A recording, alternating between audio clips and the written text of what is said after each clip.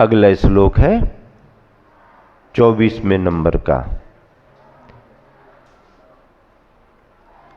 आचार्य प्रवर मानतुंग स्वामी कह रहे हैं, हे भगवान, आपके अनेक नाम हैं और जितने भी विभिन्न नाम हैं वो सब आपके ही हैं। हम कोई भी संबोधन करें उसमें हमारे को आपकी छवि ही दिखती है। उच्चारण के लिए तैयार हो। त्वामव्ययम विभु मचिंत मसंख माध्यम ब्रह्माण मीश्वर मनंत मनंग केतुम योगीश्वरम विदित योग मनेकमेकम ज्ञानस्वरूप ममलम प्रवदन्ति संतः। एक साथ मिलकर त्वमव्ययं विभुमचिन्त्यमसंख्यमाद्यं ब्रह्माण्डमीश्वरमनन्तमनङ्गकेतुं योगीश्वरं विदितयोगमनेकमेकं ज्ञानस्वरूपममलं प्रवदन्ति संतः। इस श्लोक में आचार्य महाराज ने 15 नाम संयोजित किए हैं। 15 नाम निकलते हैं इस श्लोक में से। नीचे का अन्वयार्थ पढ़ते हैं, भावार्थ पढ़ेंगे और फिर व्याख्या होगी। संतः सज्जन पुरुष, त्वाम आपको, अव्ययम विभुम अव्यय विभु 2, अचिंत असंख्यम अचिंत असंख्य, आद्यम ब्रह्मांडम आद्य ब्रह्मा, ईश्वरम अनंतम ईश्वर अनंत, अनंग केतुम योगीश्वरम अनंग केतु योगीश्वर, विदित योगम विदित योग, अनेकम एकम अनेक एक, ज्ञान स्वरूपम ज्ञान स्वरूप और अमलम अमल प्रवदंती कहते हैं। प्रवदंती संतः त्वाम, इतना ये अतिरिक्त है। प्रवदंती संतः त्वाम, बाकी सब में नाम नाम नाम है। भावार्थ, हे भगवान, आप अव्यय विभु अचिंत असंख्य आद्य और ब्रह्मा हैं। आप ही ईश्वर अनंत अनंग केतु और योगीश्वर हैं। प्रभुवर संतजन आपको ही विदित योग अनेक एक ज्ञान स्वरूप और अमल भी कहते हैं। कितने नाम हो गए?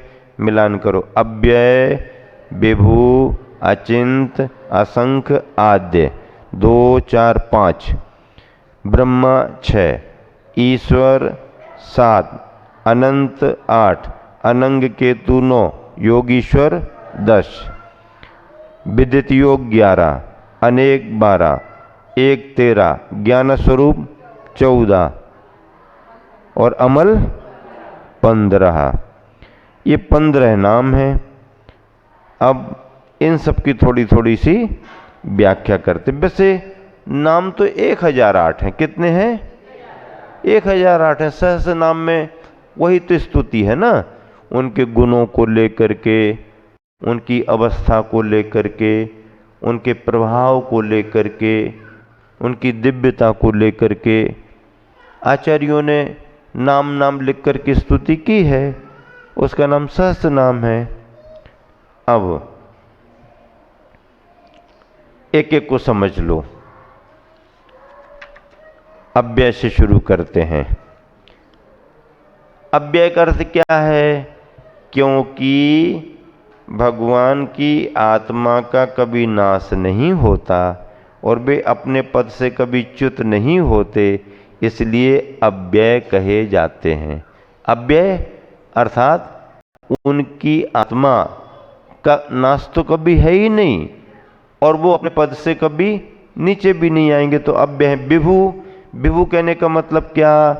भगवान समौ शरण आदि बा है और अंतरंग में ज्ञान आदि वैभव से सहित होते हैं, इसलिए उन्हें विभु कहते हैं।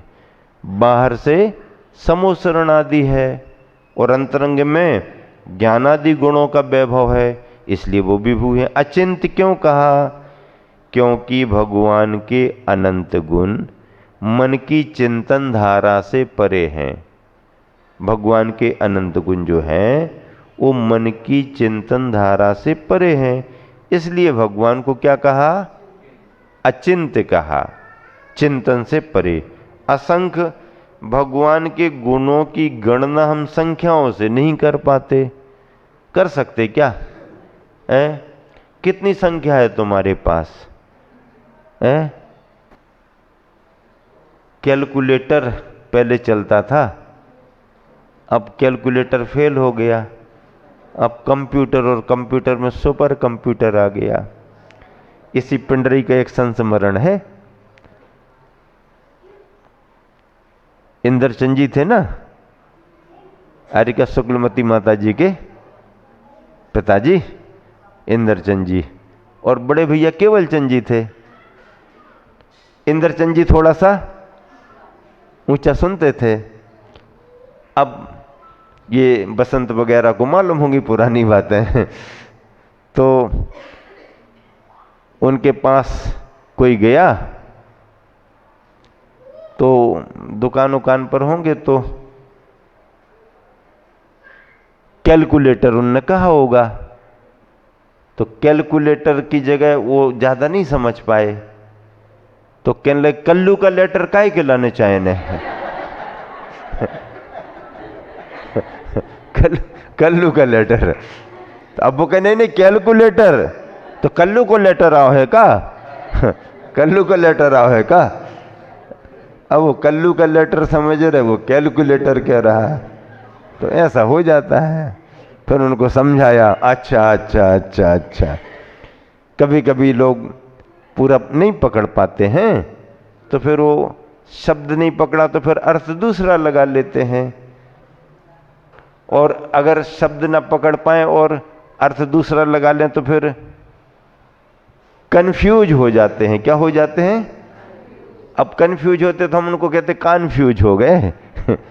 कन्फ्यूज हुए हैं तो कंफ्यूज हो गए, ऐसा। अच्छे पुराने संस्मरण रहते हैं अपने, हर गांव के अलग अलग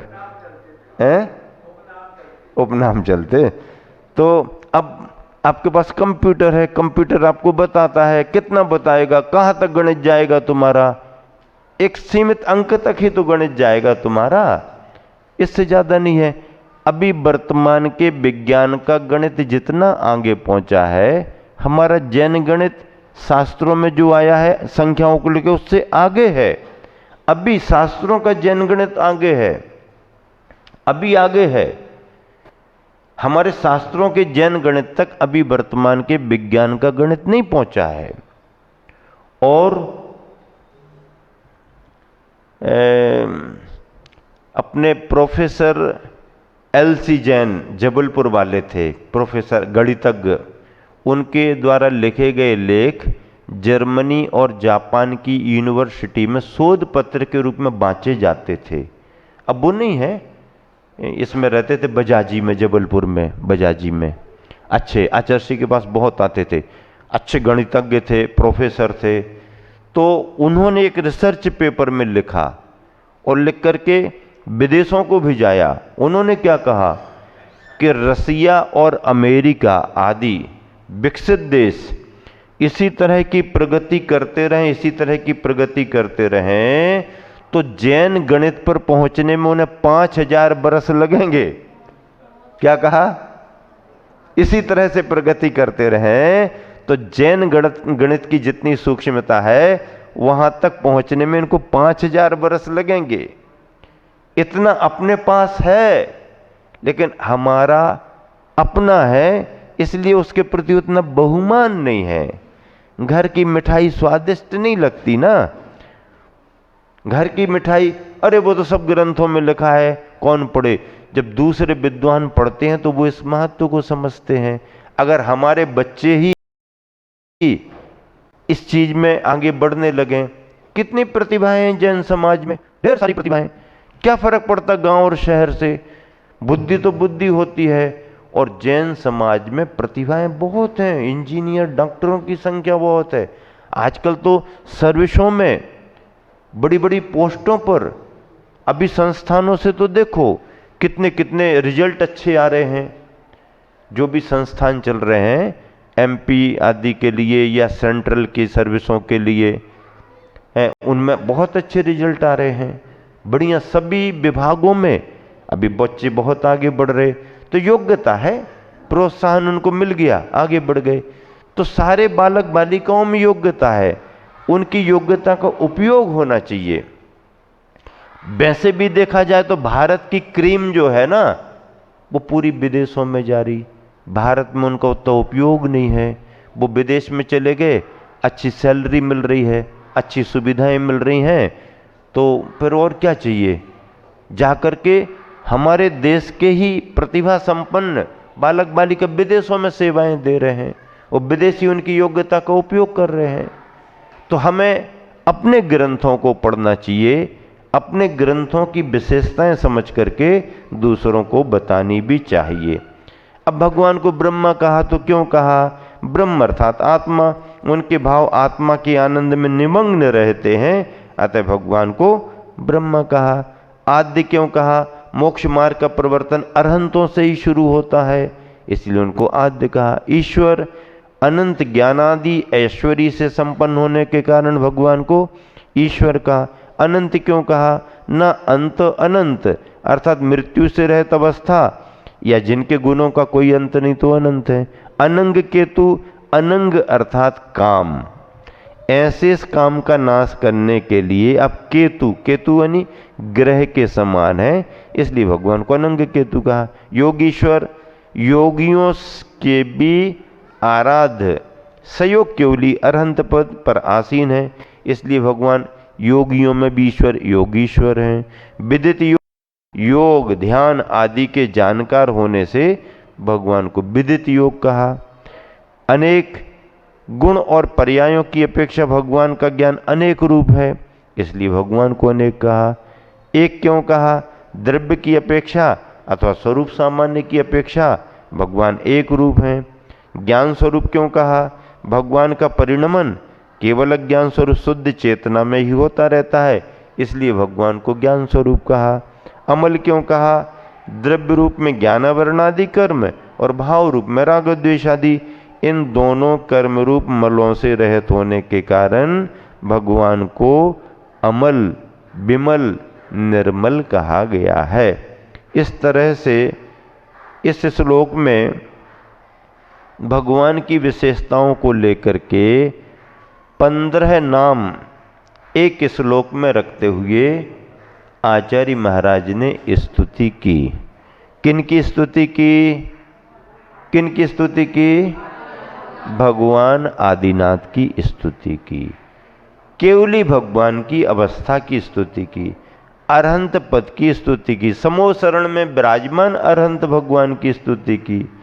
बाल प्रभु बाल तीर्थंकर की नहीं की। बाल तीर्थंकर का भी गुणगान किया जा सकता है, लेकिन ये जो शब्द हैं, इन शब्दों से भगवान की विशेष अवस्थाओं का बोध होता है। ऐसा कौन कहते हैं? संत जन पुरुष आपको कहते हैं। गणधर आपके बारे में ऐसी स्तुति करते हैं। देखो, केवल ज्ञान की अपेक्षा से तीर्थंकर भगवान के केवल ज्ञान में और सामान्य केवली के केवल ज्ञान में कोई अंतर नहीं है। केवल ज्ञान दोनों का समान है, लेकिन फिर भी तीर्थंकर केवल ज्ञानी के समोसरण में सामान्य केवली विराजमान रहते हैं। क्या सामान्य केवली विराजमान हैं? क्या जरूरत है उनको वहां रहने की? उनको कोई उपदेश तो सुनना नहीं है, उनको स्वयं केवल ज्ञान है, उनको उपदेश सुनना नहीं। लेकिन तीर्थंकर पुण्य की प्रकृति का ऐसा प्रभाव कि केवली भगवान की प्रवृत्ति भी बिना इच्छा के होती है, लेकिन वो केवली भगवान भी समोसरण में विराजमान रहते हैं, शोभायमान होते हैं। ये तीर्थंकर प्रकृति का पुण्य प्रभाव है, सामान्य प्रकृति नहीं है। तीनों लोकों में हलचल करने वाली प्रकृति है। हाँ, तीनों लोकों में हलचल होती है। स्वर्ग तो पूरा खाली हो जाता है, 16 स्वर्ग तक, ऊपर नहीं।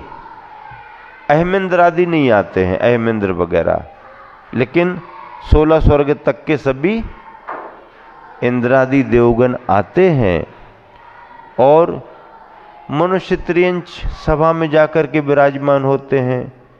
भवनवासी व्यंतर ज्योतिषी भी जाते हैं। नारकी तो निकल ही नहीं पाते, नारकियों का तो आवागमन ही नहीं है। हाँ, उनका कोई आवागमन नहीं है, जहाँ है वहीं पर है वो। इस तरह से तीर्थंकर प्रकृति का पुण्य प्रभाव है। और यह प्रकृति कौन बांधता है? सम्यक दृष्टि बांधता है। तीर्थंकर प्रकृति बांधने के लिए कोई मुनि महाराज बनो तो बंधेगी, कोई जरूरी नहीं। व्रती बनो तो बंधेगी, कोई जरूरी नहीं। व्रती बनने पर बंध सकती है, मुनि बनने पर और संभावना ज्यादा है।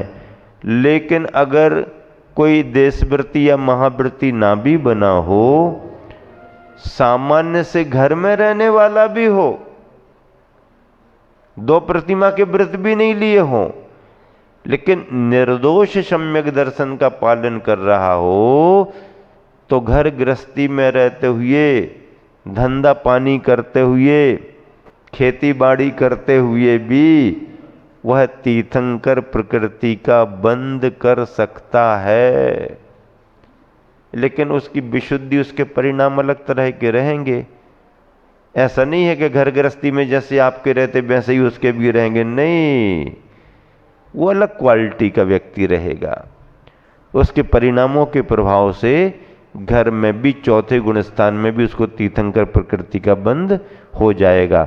चलिए दोहा पढ़ते हैं। ब्रह्मा विभु अव्यय विमल आदि असंख्य अनंत, काम के तु योगी से जिन कहे अनेक एक संत। अब दोहा में जितने नाम बैठ सके तो बिठा ले। कोशिश करते हैं कभी लोग बिठाने की, लेकिन मात्राओं का ध्यान रखना पड़ता, लय का ध्यान रखना पड़ता है। 14 बैठ गए, एक आध छूट गया। अब 15 में से 14 तो बिठा दिए। वो तो कंडक्टर जानता है कि बस में कितनी सवारियों को कैसे बिठालना है। हाँ, आप अंदाज नहीं लगा पाओगे, एक कंडक्टर अच्छे तरीके से बिठाल देता है।